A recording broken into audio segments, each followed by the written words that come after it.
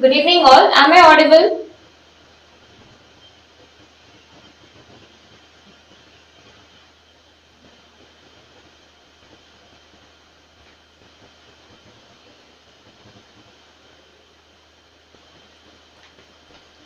Yeah, CSC with GS. Good evening. Sri Darshini. Good evening.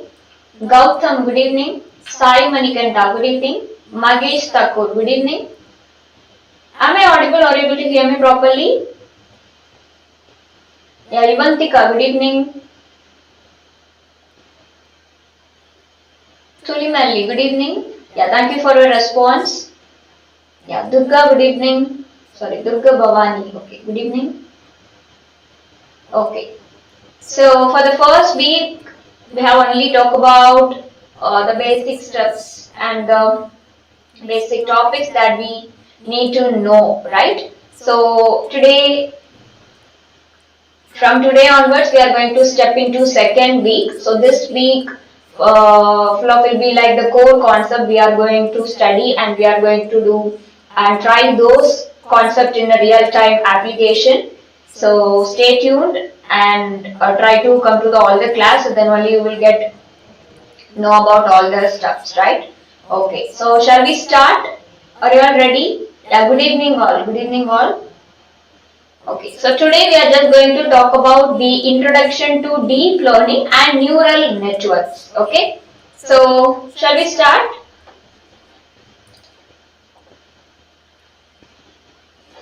Listen this session carefully because this is the base core topic you need to know. This is the major topic because without knowing deep learning and neural network, you can't able to understand the final project's program. So if you want to understand the program fully, in the sense, you have to pay attention to all the core concepts. If you miss any one of these topic, in the sense, accuracy of course.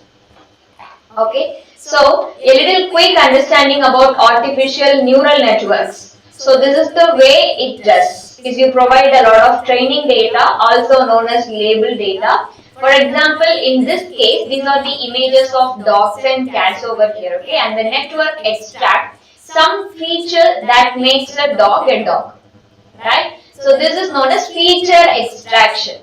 And based on, when you submit a new image of dog, the basic features remain pretty much the same. It may be completely different image, but the features of dog still remain pretty much the same in various different images. Let's say compared to a cat, and that's the way artificial neural network works. Okay, so we will go into detail of this very shortly, and once the training is done with the training data, and when the test is done with some test data, which is basically completely new data, which the system has not seen before, unlike the training data. So then when we found out whether it is predicting correctly or not, thereby we know whether the training is complete or it needs more training. So that's not a very high level artificial neural network works. So let me talk about the overview here. So in this session we are going to talk about what is deep learning, why do we need deep learning, and applications of deep learning, what is neural network, activation function, and working of neural network. So this is what we are going to talk about today. So we are going to talk about what is neural network and how it works and some of its components like activation function, the gradient descent, and so on. So that is the part of working of a neural network. So we will go into a little bit more detail how this whole things work. So without much further, let's get started, right? Let me start with what is deep learning. In the introduction session itself, we just talk about a little part about it, right? So here we can talk about it elaborately. So deep learning is considered to be a part of machine learning. So this diagram very nicely depicts what deep learning is at a very high level. You have the all-encompassing artificial intelligence, which is more a concept rather than a technology or a technical concept, right? So it's more of a concept at a very high level artificial intelligence. So under the hood is actually machine learning and deep learning. So So machine learning is a broader concept, you can say, or a broader technology, and deep learning is the subset of machine learning. So the primary difference between machine learning and deep learning is that the deep learning uses neural network and it is suitable for handling large amounts of unstructured data. And the last but not least, one of the major differences between machine learning and deep learning is that in machine learning, the feature extraction or feature engineering is done by the data scientist manually. But in deep learning, since we use neural network, the feature engineering happens automatically. So that's a little bit of a quick difference between machine learning and deep learning, and this diagram very nicely depicts the relationship between the artificial intelligence, machine learning and deep learning. Okay.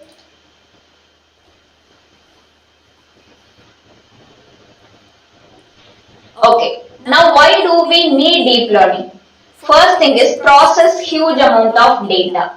So machine learning was there for quite some time and it can do a lot of stuff that probably what deep learning can do, but it's not very good at handling large amount of unstructured data like images, voices or even text for that matter. Okay, so traditional machine learning is not that very good at doing. So it can handle large amount of structured data, but when it comes to understand data, it's a big challenge. So that is one of the key differentiators for deep learning. So the number is 1. Okay. Second thing is perform complex algorithm.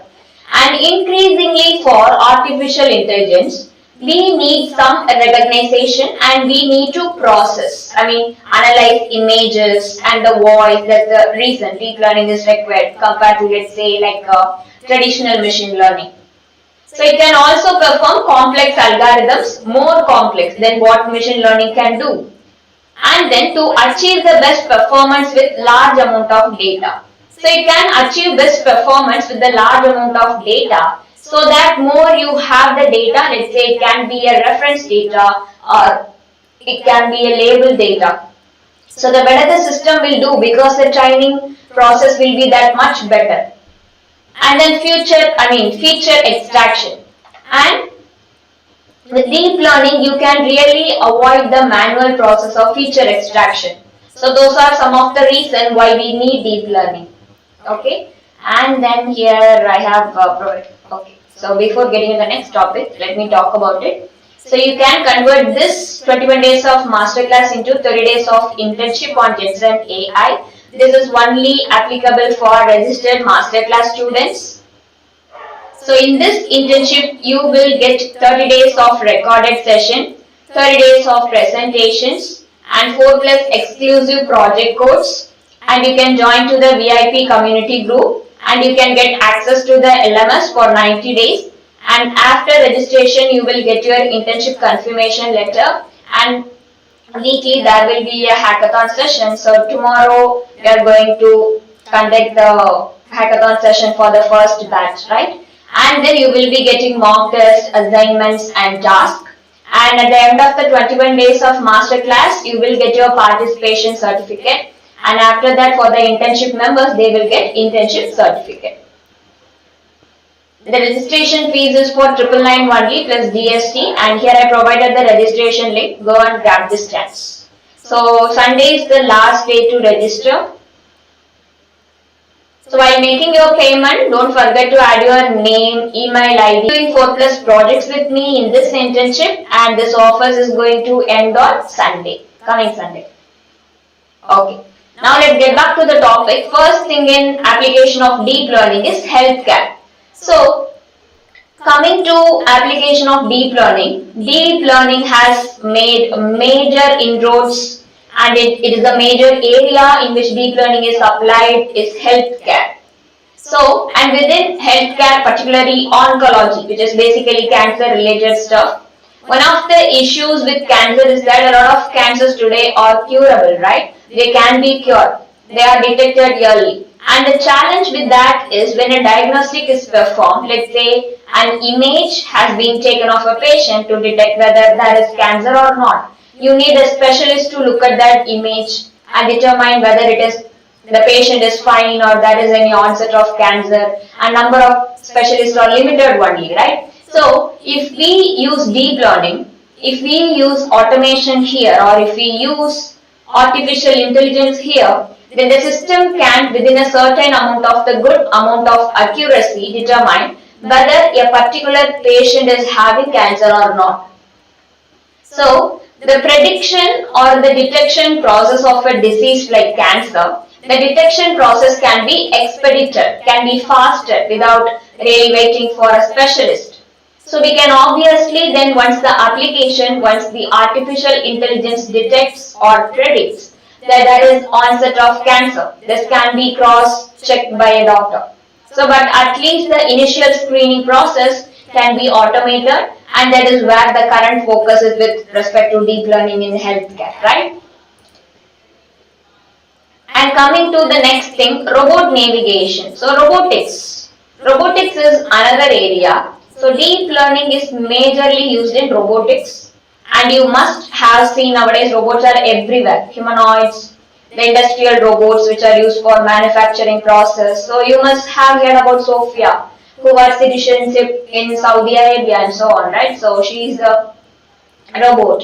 So there are multiple such robots which are knowledge oriented, but there are also industrial robots are used in industries, in the manufacturing process, and increasingly in security and also in defense also. So for example, image processing video is fed to them, and they need to be able to detect the objects, obstacles and so on. So that's where deep learning is used. They need to be able to hear and make sense of the sounds that they are hearing, that needs deep learning as well.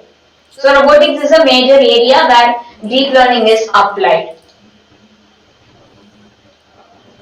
And then application of deep learning, the third one is autonomous driving car. So then we have self-driving car or autonomous car. You must have heard of Google's autonomous car, which has been tested for millions of miles and pretty much incident free. There were of course a couple of incidents here, and but it is considered to be fairly safe, right? And there are today a lot of automotive companies, in fact pretty much every automotive company, what's its name, is investing in self-driving cars or autonomous cars, and it is predicted that in the next probably 6 to 15 years. So these will be in production and they will be used extensively in real life also. So right now they are all in R&D and in test phases, but pretty soon they will be on the road, I think, right? And then you can tell machine translation. So a couple of other applications are machine translations. So today we have a lot of information, and very often this information is one particular language and more specifically in English. And people need information in various parts of the world, right? It is pretty difficult for human being to translate each and every piece of information or like every document into all possible languages, and there are probably at least hundreds of languages or if not more to translate each and every document in every language is pretty difficult, right? So therefore we can use deep learning to do pretty much like a real-time translation mechanism. So we don't have to translate everything and keep it ready, but we train application or we train artificial intelligence system that will do the translation to the fly. For example, you go to somewhere like China and you want to know what is written on the signboard. Now it is impossible for somebody to translate that and put it on the web or something like that. So you have an application which is trained to translate stuff on the fly.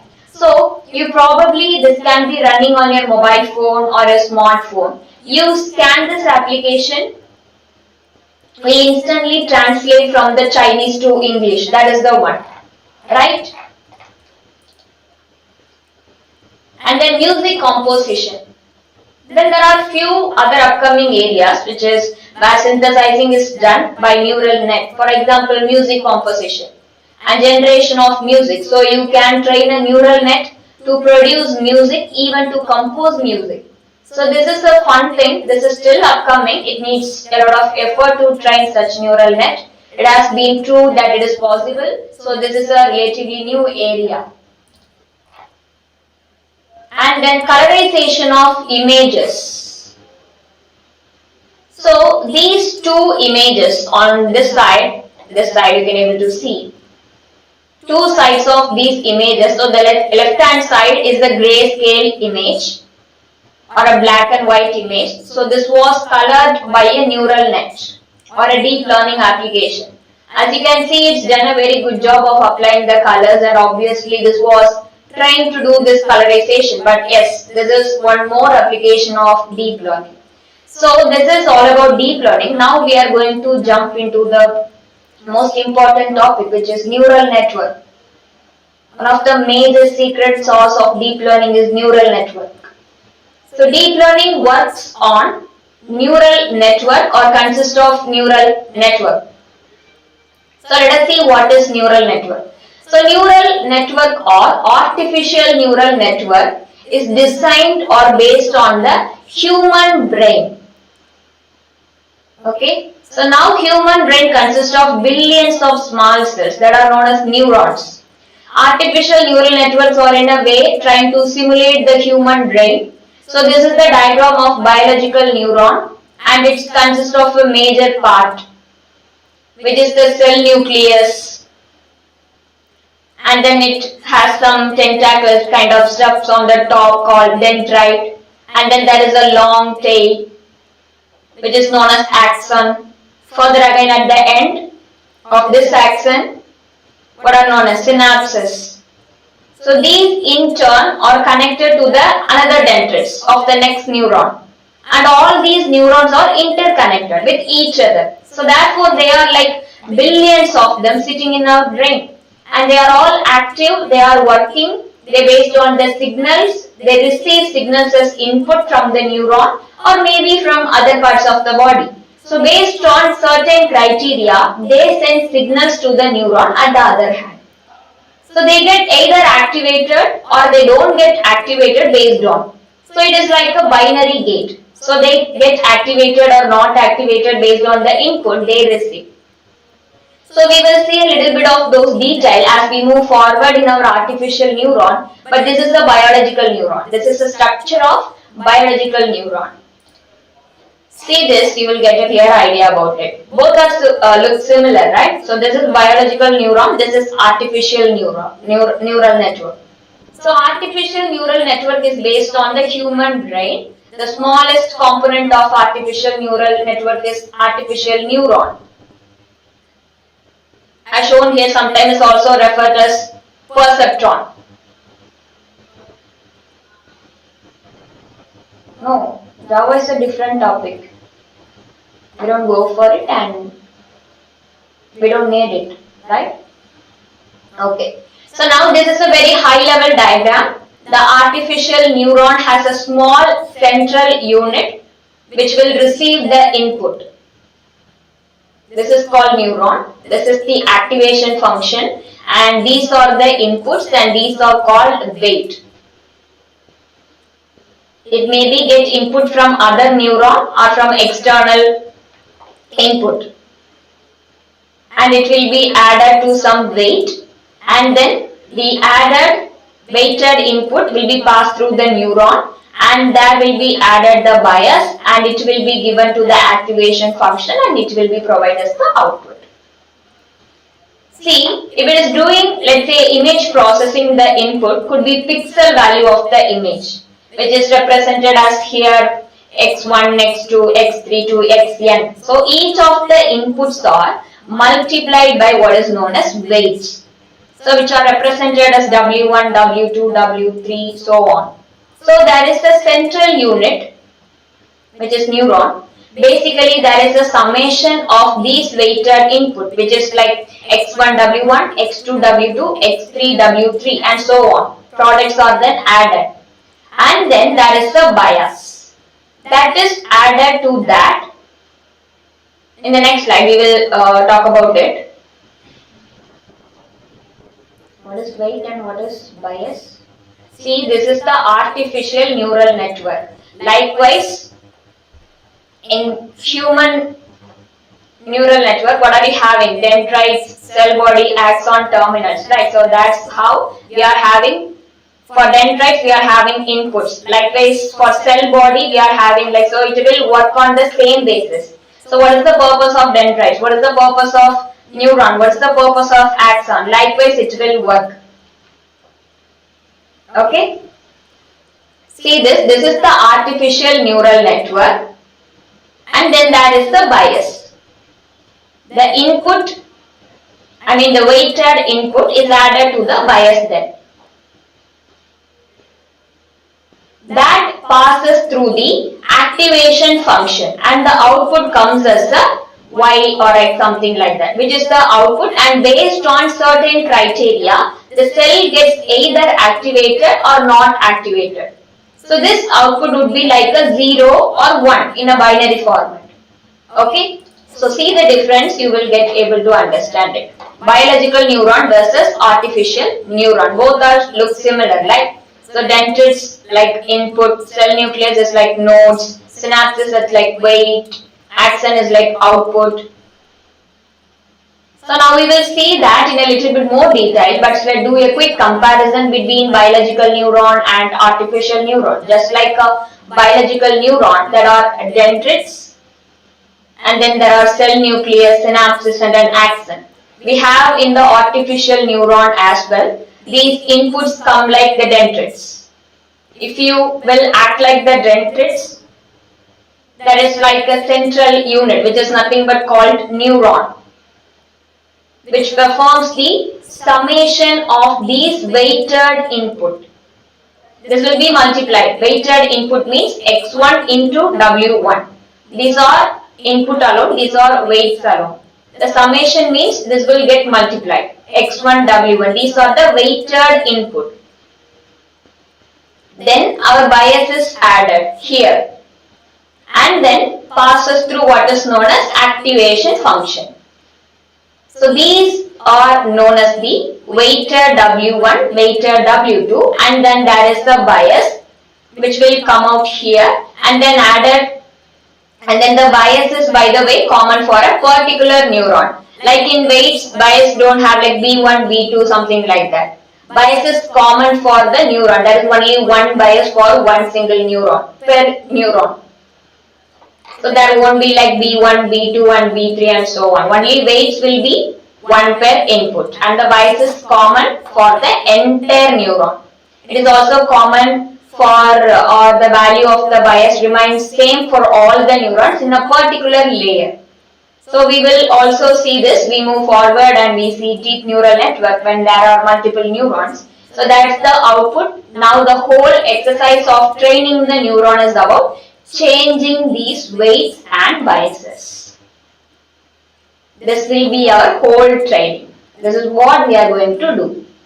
As I mentioned, artificial neural network will consist of several such neurons.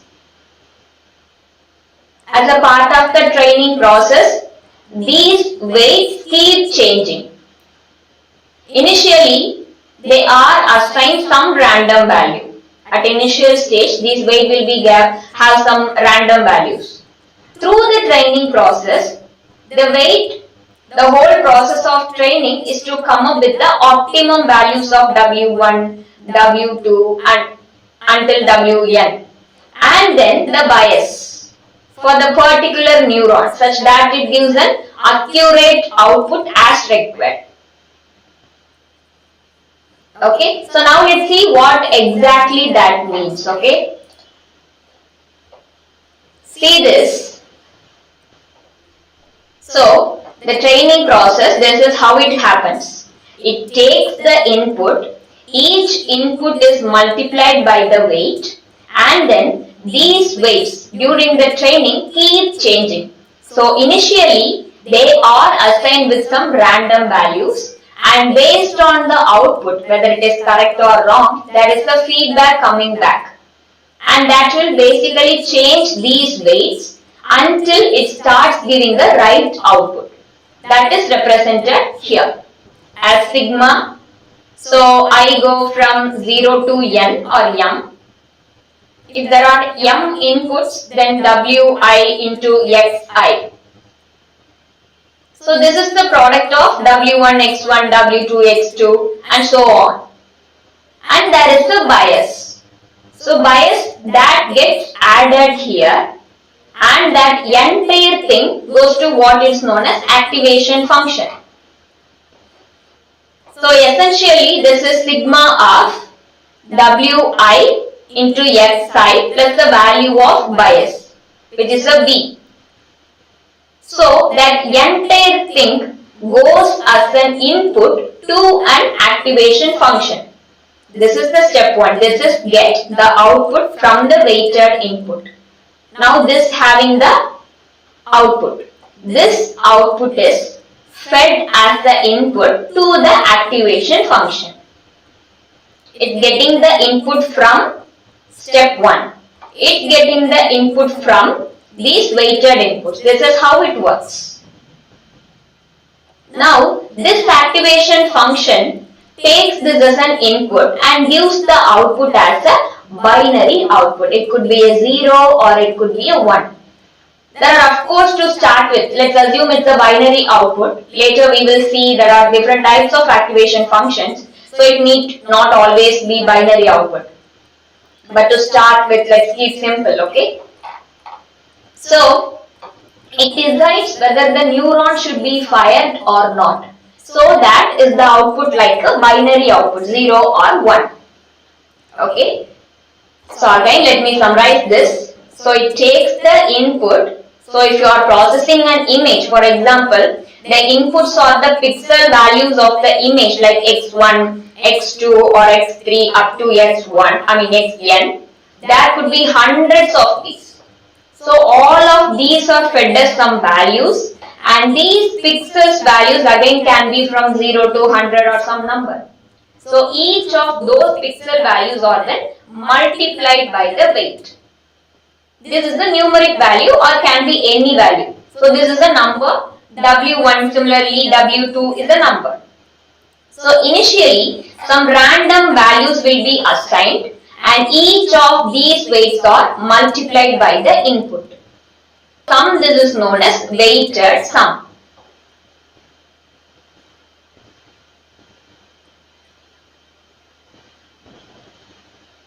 So that is performed in this kind of central unit. This is called central unit. And then a bias is added. Remember, the bias is common for each neuron. So this is not the bias value or it is not one bias value for per unit. This is a summation and bias. So just keep that in mind. The bias value, there is one bias per neuron. So it is like this summation plus bias is the output from the first section. This is not the complete output of the neuron, but this is the bias for output for step 1. That goes as an input to the activation function, and then that activation function results in output. Usually it can be a binary output like 0 or 1, which is known as the firing of the neuron. Now let's talk about the activation function. See, an activation function basically takes the weighted sum, which is we saw W1, X1, W2, X2, something like that. Sum of all that plus the bias, right? So it takes that as an input and it generates a certain output. Types of activation function, and the output is different for different types of activation function. Moreover, why is an activation function required? It is basically required to bring in non-linearity. That's the main reason why an activation function is required. So what are the different types of activation functions? There are several types of activation functions, but these are the most common one. These are the ones that are currently in use. So sigmoid function was one of the early activation function, but today ReLU has taken over. So ReLU is by far the most popular activation function that is used today. But still sigmoid function is still used in many situations. So these different types of activation functions are used in different situations based on the kind of problem we are going to solve. So what exactly is the difference between these two, sigmoid and ReLU? So see, sigmoid gives the value of the output that will be between 0 and 1. Okay, so threshold is the value that will be 0 up to certain value and beyond that. This is also known as step function, and beyond that it will be 1.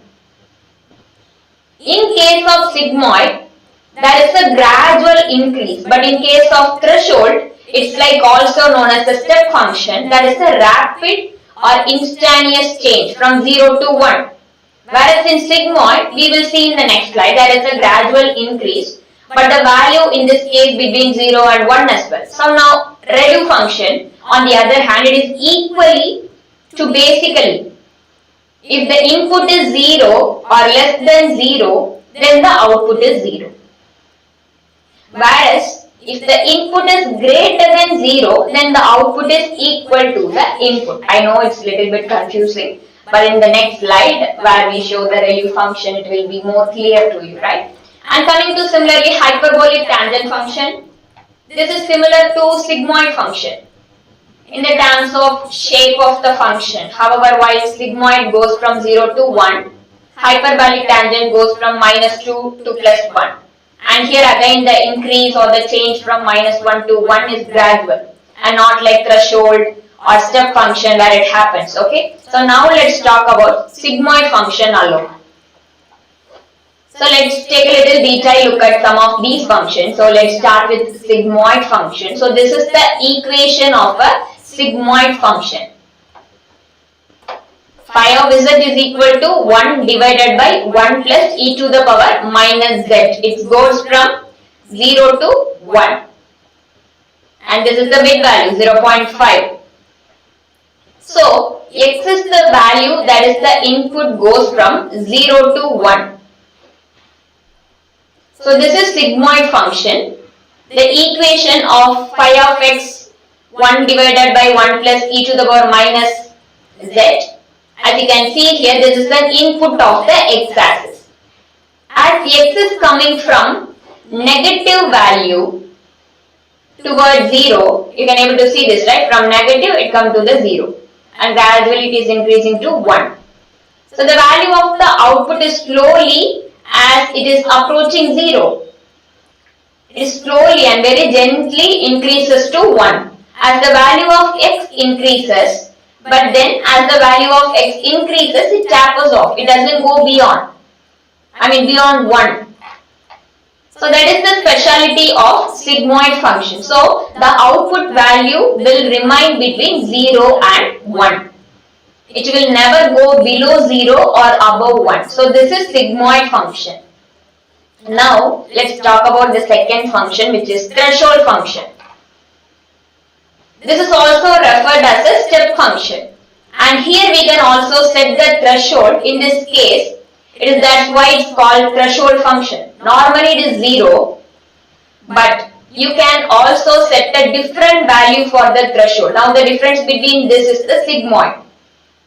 Here the change is rapid or instantaneous as the x value, which has come from negative up to 0. It remains 0. And at 0, it pretty much immediately increases to 1. So this is the mathematical reference lesser than 0. It goes all the way. It goes all the way. So as the value of x increases, the value of y will also increase infinitely. So there is no limit here, unlike your sigmoid or threshold or the next one, which is basically hyperbolic tangent.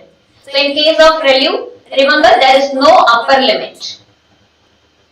So the output is equal to either 0 in the case of value of x is negative, or it is equal to the value of x. So for example, if the value of x is 10 in the sense, the value of y is also 10. It will be like this, 10, 10.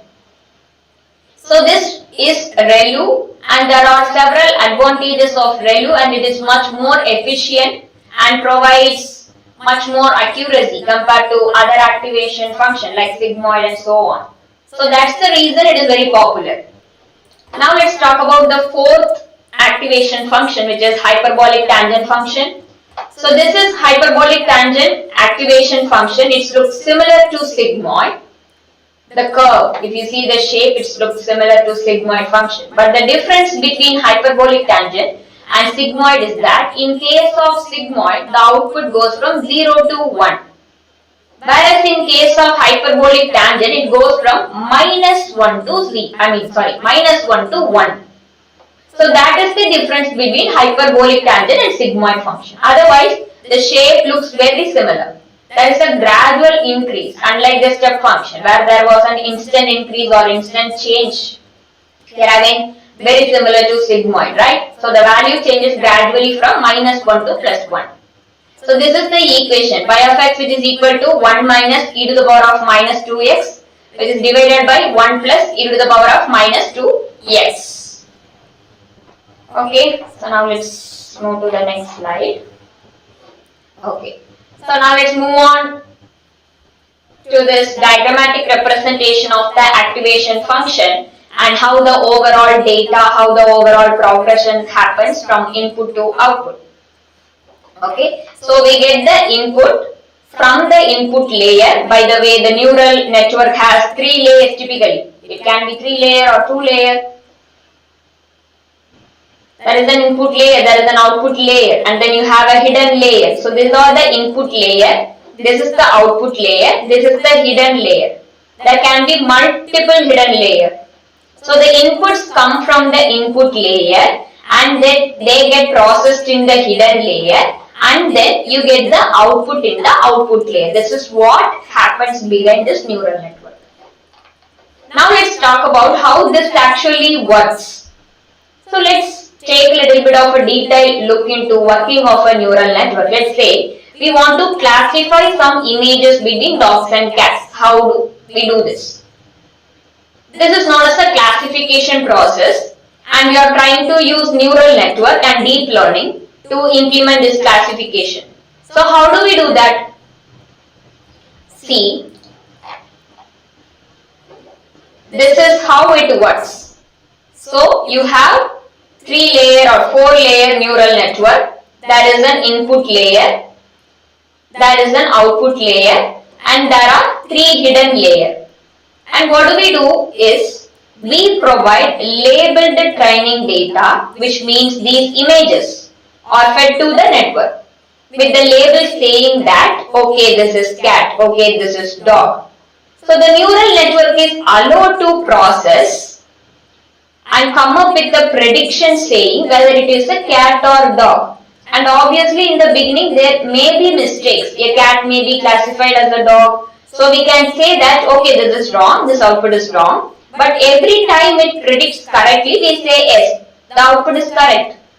So that learning process, so it will go back, make some changes to its weights and biases and again feed these input and it will give us the output and then we will check whether it is correct or not and so on. So this is an iterative process which is known as the training process. So we are training the neural network. Okay. 3 layer means I am only talking about the hidden layer. Right? Here we are only having 3 hidden layer. 3 layer hidden layer. And what happened in the training process? These weights and biases, you remember, there were weights like W1, W2 and so on, right? So these weights and biases keep changing every time you feed these, which is known as epoch. So there are multiple iterations, every iteration is known as epoch. And each time the weights are dated to make sure that the maximum number of images are classified correctly. So once again, what is the input? This input could be like 1000 images of cats and dogs and they are labeled because we know which is a cat and which is a dog. We feed those 1000 images. And the neural network will initially assign some weights and biases for each neuron and it will try to process. It will try to extract the features from that images and it will try to come up with a prediction for each image. And that prediction that is calculated by the network which is compared with the actual value, whether it is a cat or a dog, and that's how the error is calculated. So let's say there are 1000 images and in the first run only 500 of them have been correctly classified. That means we are getting only 50% accuracy, right? So we feed that information back to the network, further update these weights and biases for each of the neurons, and we run this inputs once again. It will try to calculate, it will again extract the features, and it will try to predict which of all these is a cats and dogs. And this time, let's say out of 1000, 700 of them have been predicted correctly. So that means in the second iteration, the accuracy has increased from 50 to 70. Alright, so then we go back again. Okay, we feed this maybe for a third iteration or a fourth iteration and so on. And slowly and steadily, the accuracy of this network will keep increasing and it may reach probably. Right? What is epoch? So every time the iteration is repeatedly run, right? So there are multiple iteration, right? So every iteration is known as epoch. You not get the correct prediction or correct output in the single iteration. There will be a multiple iteration. That multiple iteration, every iteration is known as epoch, right? Okay. Again we go back again and we feed this. Maybe for the third or fourth iteration it will be get, right? So you will never know 90% or 95%. And there are several parameters that are known as hyperparameter. So that need to be changed and tweaked. And that is the overall training process. And ultimately at some point we say, okay, you will probably never reach 100% accuracy. But then we set a limit saying that, okay, if we receive 95% accuracy, that is good enough for our application. And then we say, okay, our training process is done. And so that is the way training happens. And once the training is done, now with the training data set, the system has, let's say, seen all these 1000 images. Therefore, what we do is next step is like any normal machine learning process. We do the testing where we take a fresh set of images and we feed it to the network. So the fresh data set which has not seen before as a part of the training process, and this is again nothing new in deep learning. This is what there in machine learning as well. So you feed the test images and then find out whether we are getting a similar accuracy or not.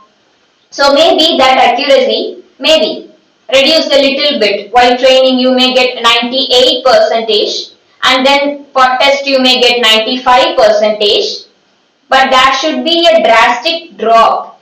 Like for example, you get 98 in training and then you get 50 or 40% with the test. That means your network has not learned.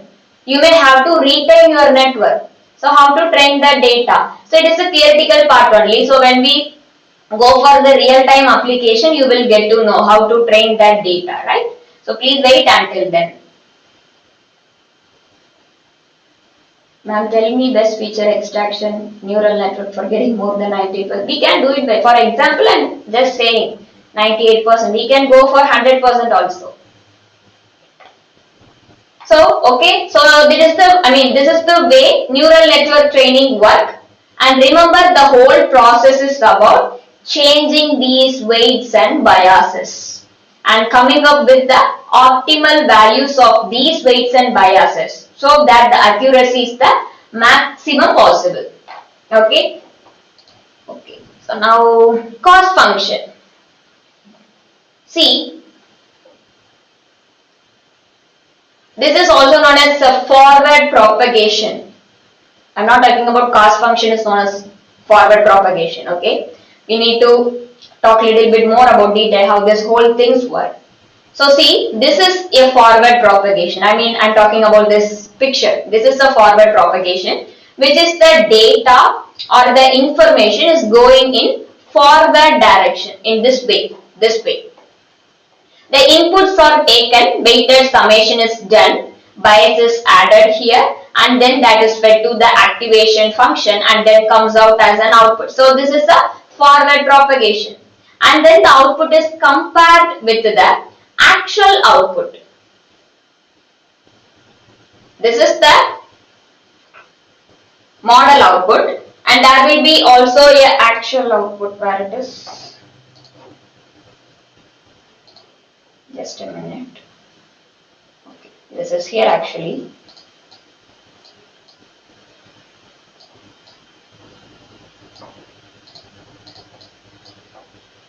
Let me put it back, then you will be able to get to see that also.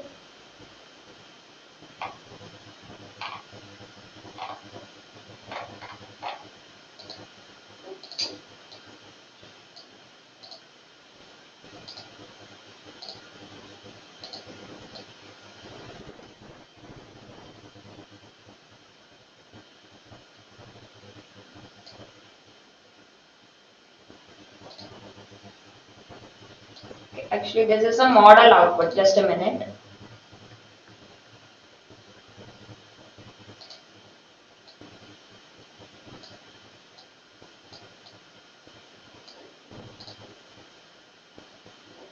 Okay. Now see it by like this.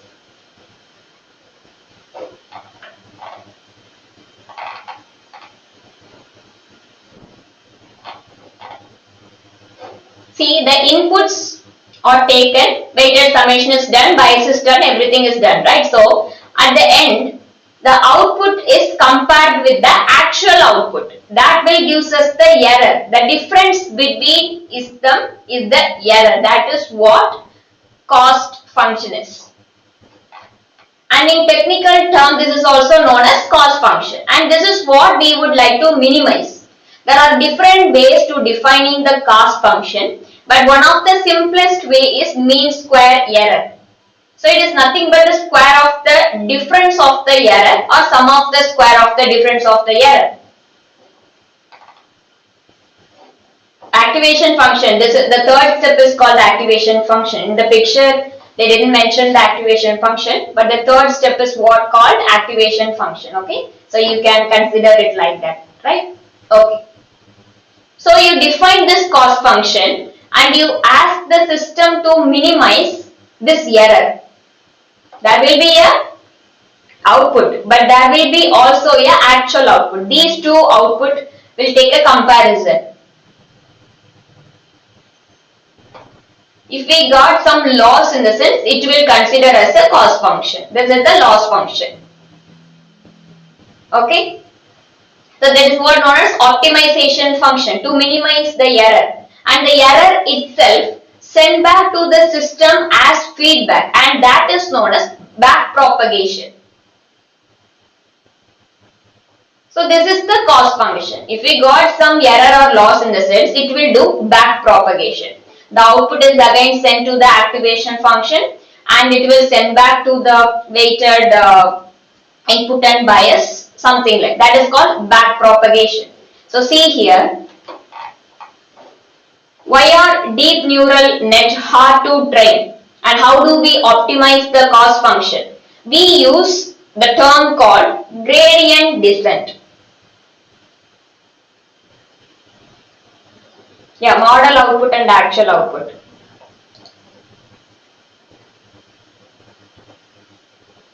Okay. So there is a term called gradient descent.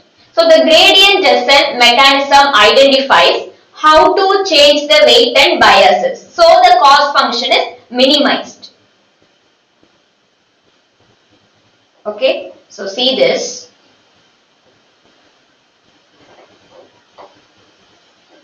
Actually, the model output and the actual output should be matched. Then only you can able to know that it predicts it correctly. If you got some error in the sense, you have to go for the backpropagation. That is what we talked about for past few minutes. If there is a mismatch in the output in the sense, which means it's not predicted correctly. So you have to go back and check it once again. It will again do the iteration. It should match. Then only we got the correct output. I mean, it predicted it correctly, right? Okay. See this. There is also what is known as the rate or the learning rate. This is what shown here as a slower and faster. So you need to specify what should be the learning rate. Now, if the learning rate is very small, then it will be probably take very long time to train. Whereas if the learning rate is very high, then it will appear to be faster, but then it will probably never, what is known as converge. Okay, now see this. Gradient descent. Attendance link have posted. You can go and grab your attendance link and mark your attendance. Now, what is convergence? Now we are talking about a few terms here. So convergence is like, this is a representation of convergence. So the whole idea of gradient descent is optimizing the cost function or minimizing the cost function. So in order to do that, we need to represent the cost function as this curve. We need to come to this minimum value. This is the minimum value. This is the best value. If it goes beyond that, in the sense it will be like negative gradient. If it goes beyond this, in the sense it will be like positive gradient. This is the best way. Minimum value. That is what known as minimization of the cost function. So now what happened if we have the learning rate very small? It will take very long to come to this point. On the other hand, if you have higher learning rate, what will happen is instead of stopping here, it will cross over here because the learning rate is high and then it has to come back. So it will result in an oscillation. So it has to stop here. So it will never come to this point which is known as convergence. Instead, it will go back and forth. So these are known as hyperparameter. So the learning rate and so on. So these have to be those number or those values. We can determine typically using trial and error out of experience. We try to find out these values. So that is the gradient descent mechanism to optimize the cost function, and that is what is used to train our neural network. Attendance link have pinned in the chat box. Go and grab.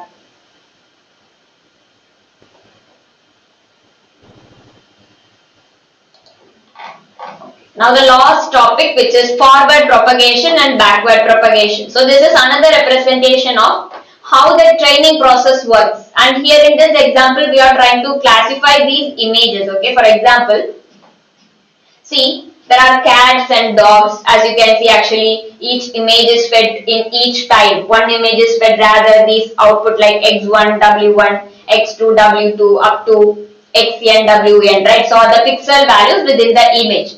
So those values are taken, and for each of those values, here it is multiplied, and then it goes to the next layer, and then go to the next layer, and so on. It comes as the output layer and gives us an output, whether it is a dog or a cat, right? So remember, the output will never be a named output. So these would be like a 0 or 1. We say, okay, 0 corresponds to dogs and 1 corresponds to cat. So that is the way it typically happens. This is a binary classification. We have similar situation where there can be multiple classes, which means that there will be multiple more neurons in the output layer.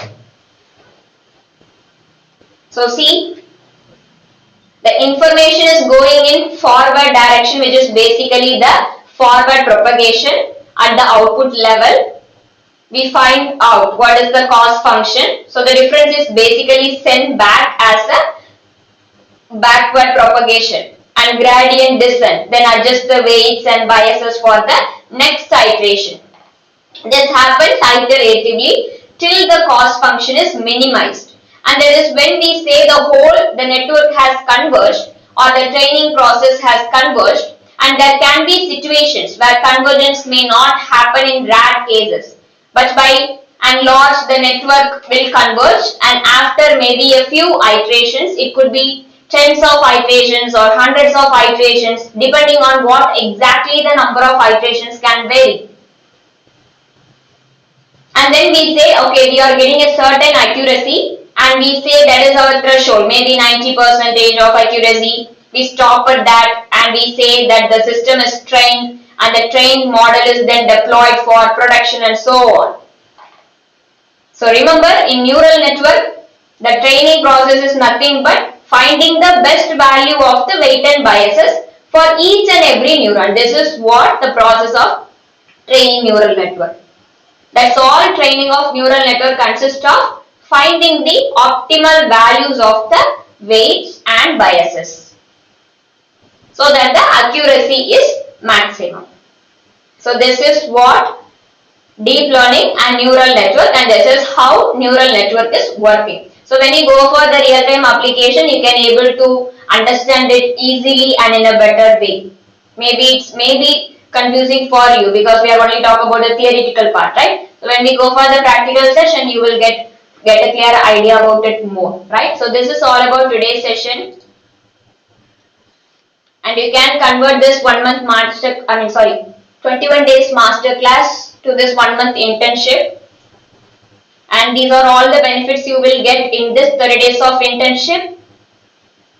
And the registration fees is for 999 plus GST. And here I provided the registration link. Go and grab this link and make your internship. So this is how you have to do your payment. Don't forget to add your name, mobile number, email ID, and your department, institution or organization where you are from, and the domain you have to choose correctly, Jetson AI. And you will be doing 4+ projects with me in this internship, and this internship offer ends on coming Sunday. So thank you all. Have a very great day. Let's catch up at tomorrow's session with another topic.